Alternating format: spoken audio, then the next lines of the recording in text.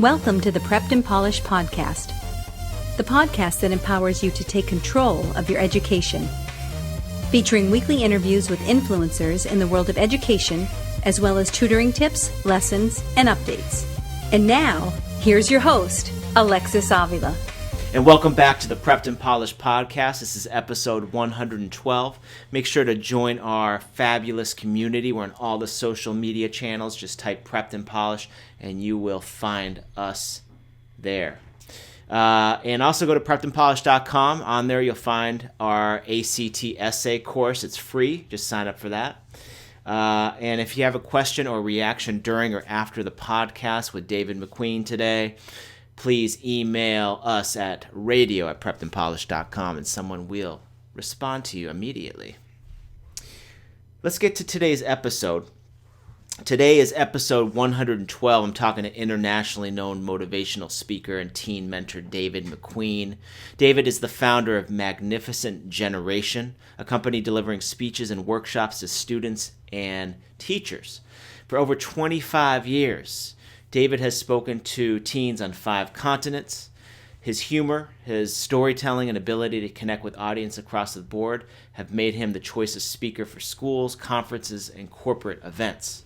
On today's episode, David talks about some of the people in his life that motivated him to pursue his passions and teaches us the key ingredients to truly being more confident and successful in and out of school.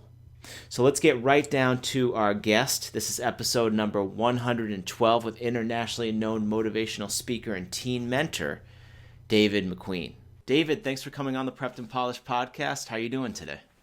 I am very good. Thank you for inviting me on. Really good. It's very cold here in England, -4 degrees, but I'm good. I'm not complaining. Oh, wow. Now, can you share with us a little bit about your background and maybe focus on a few pivotal moments that brings you with us here today, really as an internationally known speaker and mentor for both teens and adults? Okay. So my background is I'm born here. I was born in London, in England. My parents are from the Caribbean. They always instilled in me a real sense that education really matters. And that, you know, whether it's through schooling or learning on your own or learning in a professional capacity, that it's very important to have a good sense of knowledge and have a good sense of what you're about, because it puts you in a strong position around decision making, not only in a professional sense, but in a personal sense as well. So for the last 20 odd years or so, I've been a mentor. I started off working with young people, doing a lot of stuff with teenagers, some who were gifted, who were incredibly bright, and others who were a bit more challenged around behavior and attendance in school. And I found that by listening, instead of just necessarily giving advice, I was able to work with some incredible people and have some incredible results as well. And since then, I've developed it into 2 businesses. So one, Magnificent Generation, which allows me to work with teachers and students in schools and outside of the school framework, and Narratively, which is a training company which allows me to do mentoring and presentations coaching for adults. And the Magnificent Project, the Magnificent Generation, was that formerly the Dave Mack Project? That was, yes. Okay. It was originally called the Dave Mack Project. And then I realized that if I didn't change it, it would be very difficult to scale and it would only be about me. And I wanted to bring other people on board who could actually really offer some good stuff, yes. Great. So I was curious, but growing up, were you always confident, energetic, a fun speaker, or was this a learned skill? I learned sarcasm and humor quite early. I think I learned that in primary, and when I was about 7 or 8, I realized that you can either influence or tick people off if you could use a little bit of humor and sarcasm. And so what I did is in church, the background that I had, there were lots of opportunities to speak and to present, both musically and by the spoken word. And what I did is I realized that if I was able to hone that, I could get the attention of a lot of people, be it adults or younger people. And then when I got older, I started getting invited to youth conferences and people asked me to speak. And then I realized, you know what, there are people out there who are doing this quite seriously. So let me see what would be art for me. So I studied things like debating and storytelling and presentation skills and public speaking. And having all that training and understanding of the what I would call the science behind it, I then applied it to the art that I had, the natural ability, as it were, to speak in front of an audience, to be confident. I realized that there was a bit of a science behind it, so I came and I combined the two. Oh, nice. Now, you talked a little bit about magnificentgeneration.com, but can you just tell us like what we'll find there if we click on that site? And is it intended for teens, or is it all children? It was originally, I mean, that's the main audience, and there was a slight pivot, as I said, away from the Dave Mack Project to Magnificent Generation, in that we realized, although we were reaching out to a lot of teen students, primarily age 14 to 19 in the UK, who are thinking about the exams they're going to take, the kind of career path they want to go down, and just, going into that state of maturing. We realized that there was also quite a lot of demand for those who would influence those teens, so parents and teachers. And what we did, the core of what we have is how do we get young people to be quite successful about what they do, whether it be studying, whether it be student leadership, whether it be thinking about their careers. And how do we get those adults around them to support them to be able to go on this journey? So, for example, you'd go on the page and you'd find student workshops that we do around learning, around leadership, around life skills. And then what we would do is we would augment that with the same kind of focus, but we would do it for parents so that they can interact with students better. And we would do the same thing around leadership and communication for teachers so they can use those skills to help them to do their job better in empowering teenagers. When you speak to teens, what do you find is the best way to grab their attention? Humor straight away. I know I've got that, what I call that 5-second window to go in there and really, really get their attention. So there are a couple of things I use. I get them to guess my age, and now I'm growing a beard with all the grays in it. It's not as easy before, but when I'm shaved, when I'm totally shaven and what have you, they usually are about 10 years out. And I say I'm 46, and they go, "No way, are you sure? You look about 35." And I feel really nice and start to laugh. But by then I start to get the humor with them. Sometimes I will be quite vulnerable or self-referential. So I'll say to them, I know some of you are standing up here wondering who's that gorgeous-looking black guy standing in front of you. They will start to laugh and think, "Oh my God, he said that. He thinks he's gorgeous." And then we connect. Or sometimes I will use points from popular culture. So I know a lot of teens are very much into Instagram, Snapchat, Vine, and YouTube. And what I will do is I will use quite a few of the memes or popular culture points that they know, and I will bring that in straight away. I've got their attention, and they know to a certain extent that I'm not just trying to get their attention, but as a parent of two teens as well, that they know I'm aware of what they're going through, and they're making that connection. That's huge, because alternatively, what you don't want to do, I would assume, is condescend and act like a like a know-it-all. Yeah, I don't want to be like I'm thinking I'm the cool dad. That's just the worst thing ever. But what I will do is, again, I try to demonstrate this whole thing about code switching. So I will use what I will call the standard English, but I will also use things like slang.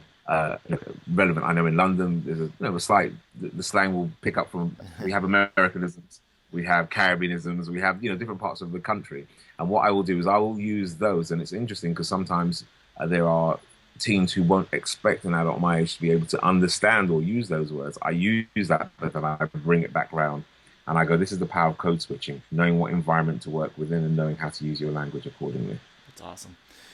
What are some of the main issues teens are facing in this generation versus when we grew up? Or are they the same old issues? I think they're the same. I think they're the same ones. I just think that there are different.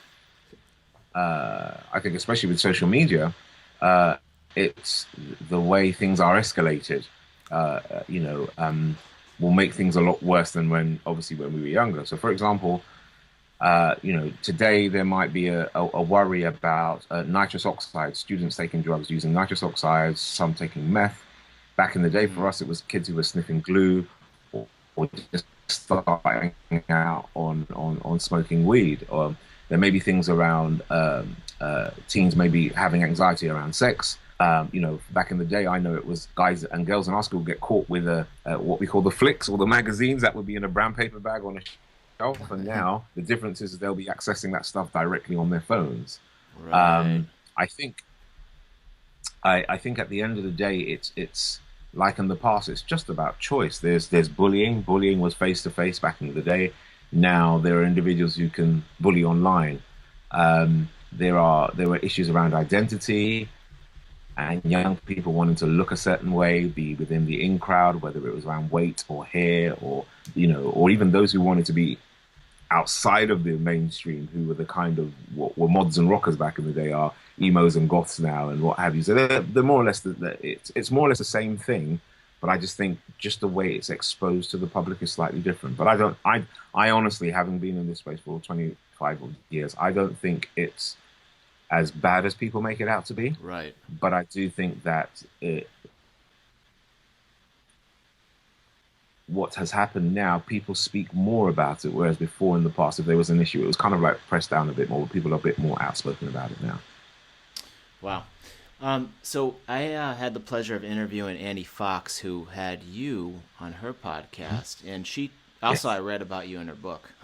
So now you guys talk about how it's important that kids express their feelings in healthy ways. I was wondering, for any teen listening, what does expressing yourself in a healthy way look like? What is that? I think one of the difficulties about navigating this space as a teenager is getting that balance between what is emotional and what is logical. And for all of us who have been through a teen space, we know that, if somebody upsets us, it's the whole world, and we think the whole world is falling in and everybody hates us and we want to die and we want to go in our room and paint it black and start listening to really morose music. And I think the healthy way of being able to communicate is having an adult around you who's willing to listen without judgment. And I always say to teens when I travel, if you can get an adult who is quite responsible and will allow you to express yourself quite clearly, it gives you experience as to how to communicate with other adults. Granted, there are going to be some that shut people down. We're always going to have that. In every school or environment, you'll always have that teacher or adult who go, just let me hear what you have to say. And they will allow you to say it, but there will be others who are like, I'm the adult in the room. You call me Mister, call me Sir, Madam, or what have you, and I'm the boss, as it were. And often it restricts students from or teenagers from being able to express themselves clearly. However, I believe that if you have an adult, be it an uncle, an auntie, a godfather, your mother, godparent, grandparents, any person that it can be a responsible adult that they know that cares for them. Practice having that conversation with them about what's healthy. Today I was in a school and a young lady came to me and she said, David, I need to talk to you. There were some other students. I said, okay, just wait a minute and we'll have a conversation in a moment. So the other students came and they spoke to me, and then we came after. She said, I just don't know how to deal with a lot of the people who really, really wind me up. There's some people who really get on my nerves. They can say anything, they can sit beside me, they get me really angry. And I said, does it get you in trouble? She said, yes. I said, even when you move your chair? She goes, yes. I said, okay, so the people who are really winding you up, are those people close to you? She said, no. She said that I just really can't stand them. So I said, well, if you don't really know them, and if you can't really stand them, then why are you taking it on board? Because if they don't really matter that much to you, why should it offend you? She said, I never really thought about it that way. I said, if it's somebody that's not that important in your life, you can just wash it off. You can just ignore it. And she said to me, she goes, you know what? I think you're the first adult that told me that, because most people just told me to suck it up and get on with it. She goes, but you've actually told me that this doesn't make a bit of a difference. And I said, but that's why I said I'm here. I'm here for you to listen, because although it might have been 30 odd years ago, I kind of walked down a similar path. I had to negotiate that, and I had adults around me who helped me to do that. And so once you can have those individuals around you, I believe it allows you to, as a teenager, I believe it allows you to articulate what you want to say well. Having an adult who's quite responsible allows you to get that balance between what's emotional and what's actually logical. And sometimes there's a question of both, and there's a bit of a blend. but it then allows you to be able to say stuff that you don't want to regret later. You may have a conversation, you may say something off the cuff, and sometimes it's good to be angry. There's nothing wrong with being angry, but sometimes having that practice allows you to go, okay, when I say something now, do I want to spend the next hour or 2 hours apologizing or thinking about what I should have done differently? And I found that getting that practice and talking about that to parents and adults and about that negotiation that we have with teenagers allows them and gives the teenagers permission to be able to say what's on their mind, but have practice as to how to say it better. And who was that adult in your life that you had around who taught you that? My grandfather. My maternal grandfather. He was brilliant. He died about 15 years ago or so, but he was an instrumental, what I call a bellwether, somebody who really kept me focused. Interestingly enough, I caught up with one of my teachers from school on Twitter, and we connected last year for the first time in 30 years. And cool. Having a conversation, we went out for a coffee where we meet up now every 2 or 3 months to go and have a coffee and meet. And it's amazing because he said, I'm not surprised that you're a speaker. And he gave me a story of a couple of teachers who wanted me to shut up in class. And he said, if he's got a strong opinion and he's saying stuff well, and if you can see he's quite influential with his peers, why not encourage him and give him a bit of guidance rather than shutting him down? And it was amazing having these conversations. We've met about 4 or 5 times now since we've met. I go back and I recollect some of the incidents that have happened in the past, and I didn't realize how instrumental he was in shaping the way that I thought about things and the conversations that we had about how I can be a better teenager. So he was another one. And it was quite powerful that after 30 odd years that I got back in touch with him, and our conversation was a reminder of how influential he was for me. So yeah, both my granddad and my former head of year, Mr. O'Brien. Amazing. What now? Just talking about the bullying piece, we already kind of shed light on that a little, but 1 out of 4 kids, it happens to them. A lot online. I was wondering, are these kids getting bullied on Facebook? Is it Twitter? I'm just curious where they get bullied, and any advice to teens on how to overcome it.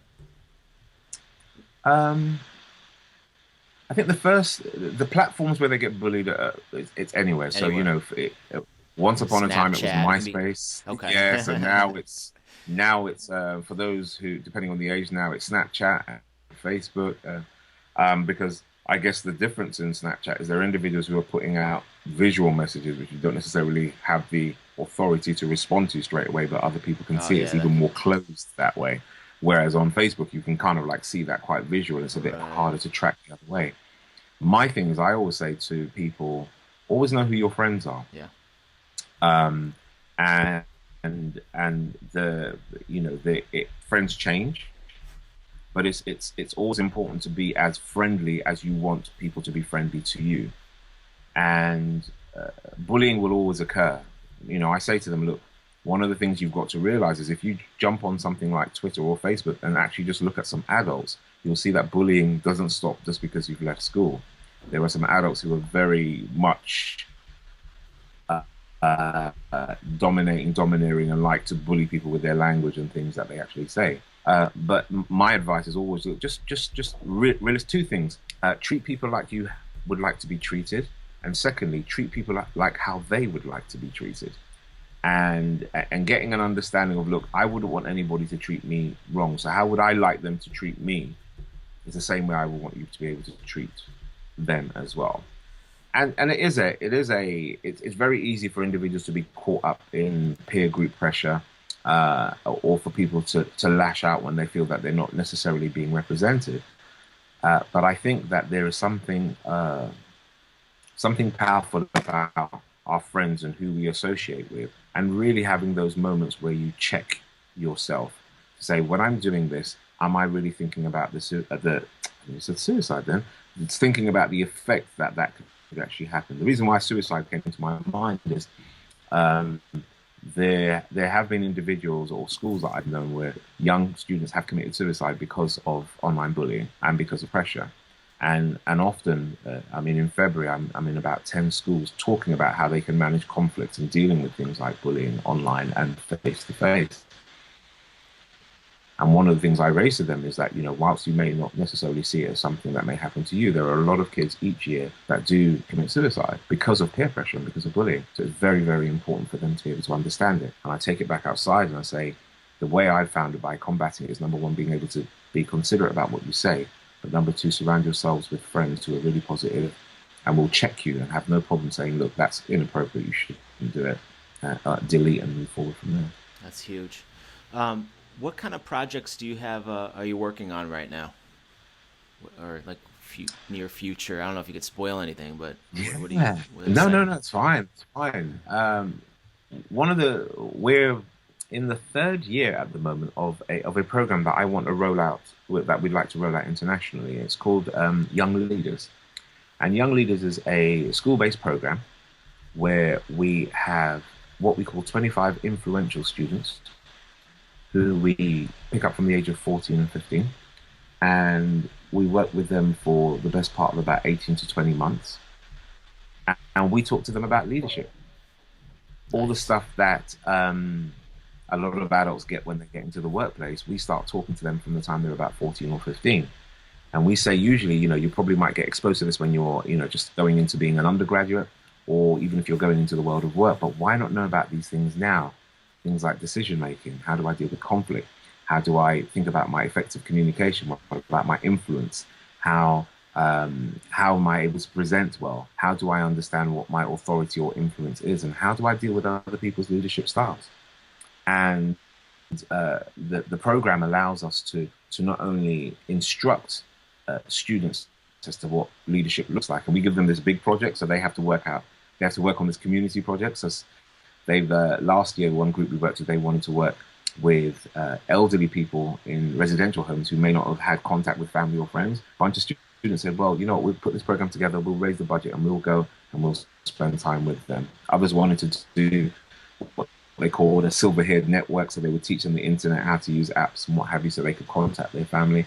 And others wanted to mentor young people in their community. So we gave them these objectives and said, okay, you go with it, but what you need to do is put together a budget, put together a team, think about how you're going to promote it, how you're going to leverage social media, how you're going to get teachers on board, how you're going to get your parents on board, how you're going to raise finance.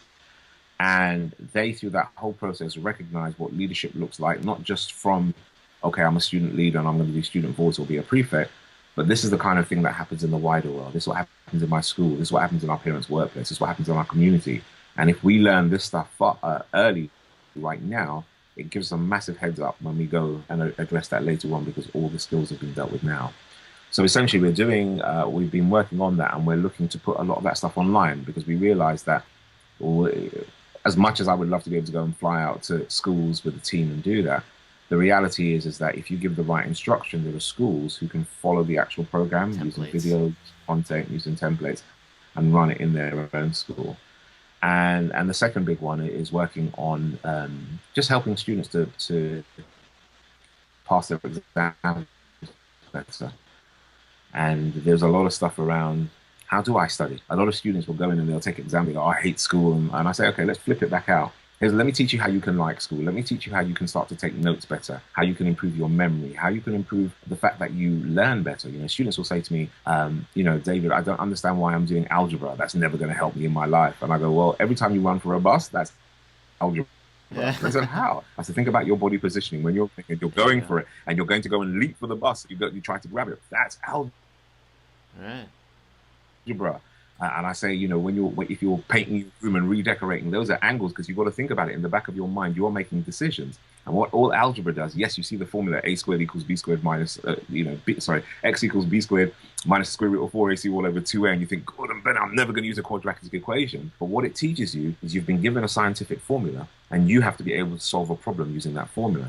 And likewise in life, when you're dealing with money, when you're dealing with individuals, when you're dealing with situations where you have to make a decision, it's all about problem solving, and it's all about decision making. It doesn't mean that you've got to go into a job and do a quadratic equation straight away, but the learning around it is different. So when I hear people saying, oh, I don't understand how it's relevant, my thing is, okay, what's maths got to do with it? Maths has everything to do with it, because it's your way that you see the world and you think, and English is the way that you articulate it.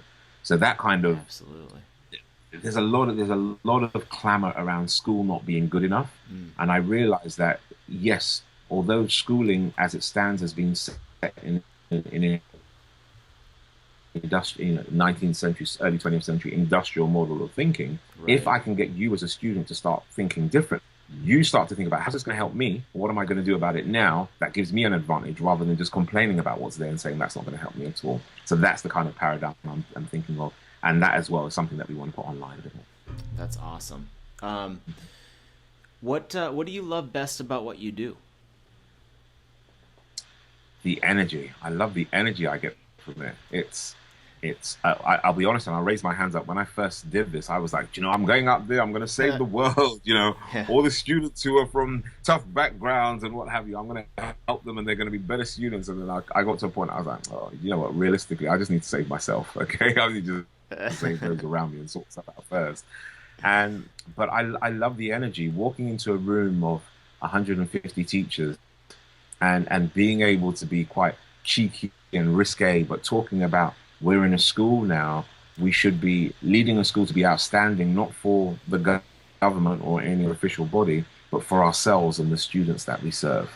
Or being able to go into a corporation and a big bank and saying, look, the reality is, look, I go and I speak to students and you are not much different from the students. You're still, the rules of the playground still apply. There's still the jock, there's still the nerd, there's still the bully. There are still individuals in here. The only difference is that you put more bills than when you were back in school, but the rules of the play still apply. How do we negotiate that? Now you've got a mortgage and a car and what have you. You're still that same kind of person with the same attitude. And going in there and having that challenge, whether it be corporate or in education, working with teachers or with students, the amount of energy I get from that and learning. Every session I go into, I say I come out with as much learning as I give in, and that keeps me driven. I bet. How can we best get in touch with you? What your website? Yes, Dave McQueen. So there's three ways. Oh, Most people, interestingly enough, most people these days tend to find me on Twitter, which I find very interesting. So my handle is at David McQueen, and on there I tweet and talk about business and education and life because that's just my kind of surrounding thing. In business, in terms of the business space, DaveMcQueen.com is where a lot of people go to find out about my professional side. So the stuff I do, presentations around business, and Magnificent Generation is the stuff that I do in the education space. So people either go and find one of those three. But wherever you go on those three, they always, if you go on Twitter, it will take you to my main web page, which will take you back out to Twitter and Magnificent Generation and vice versa with all the different other platforms. Perfect. And teenage years is an exciting time because you're crossing that bridge to young adulthood, whether you go to college or not. So to any teens listening to us today, any words of wisdom before they cross that bridge? Don't be afraid to make mistakes. If that's the one thing I will say to teens, do not be afraid to make mistakes because you're going to make a lot of them. You're going to make a lot of them. And it's better to make them now when you have no house, mortgage, children, responsibilities, and what have you. Better to make those mistakes now and learn from them. And I will always say, have an adventure. There are a lot of teenagers who are so anxious about what may happen in 4, 5, or 6 years' time. And I'm just saying, be present, be in the moment. Just enjoy what you have. There are a lot of people who think that students should know exactly what career and stuff that they should go into. Right. No, just have a bit of an adventure. Do your learning, learn some stuff, explore. I wanted to be a doctor when I was in school, and now I'm a professional speaker and trainer. And before that, I was in IT, and before that, I was an accountant. So the reality is have that adventure. Don't be afraid to make mistakes and just be present with yourself. Yes, you're going to have anxiety. Yes, you're going to have friends come and go. Yes, you're going to get ticked off with your parents and vice versa. And you're going to push up against adulthood as a teenager. That's part and parcel of the journey. But just realize that, being in the moment and enjoying the moment, you'll look back when you're older and you'll go, okay, that was interesting. And that's kind of helped me to shape me where I am right now. So just really enjoy it and do not be don't be fretful about it. And my last one would be just really try as best as you can to surround yourself with really good friends and family. Perfect. That helps. Yeah, because on your website, the first thing you say is, I have 2 daughters and a wife. This is the most important. Yes. And then you get into your work. So I love that. Yes, definitely. Dave McQueen, thanks so much for coming on the Prepped and Polished podcast. Really appreciate your time today.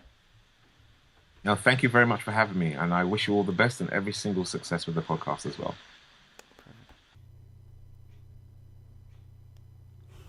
And this wraps up our show today. This is episode number 112 with internationally known motivational speaker and teen mentor David McQueen. Make sure to check out David's website and how he helps teens all across the globe. It's magnificentgeneration.com, or you can go to his site and learn more about David McQueen, www.davemcqueen.com, DAVEMCQUEEN.com. I hope you enjoyed episode number 112 with David McQueen. Episode 113 is coming soon. Our next tutoring tips episode, how to get a 5 on the AP Government and Politics exam. Thank you for joining us on the Prepped and Polished podcast. Now go out there and take control of your education. You've been listening to the Prepped and Polished podcast. For more information, check out preppedandpolished.com. Also, you can follow us on Facebook and Twitter. Thanks for listening. Class dismissed.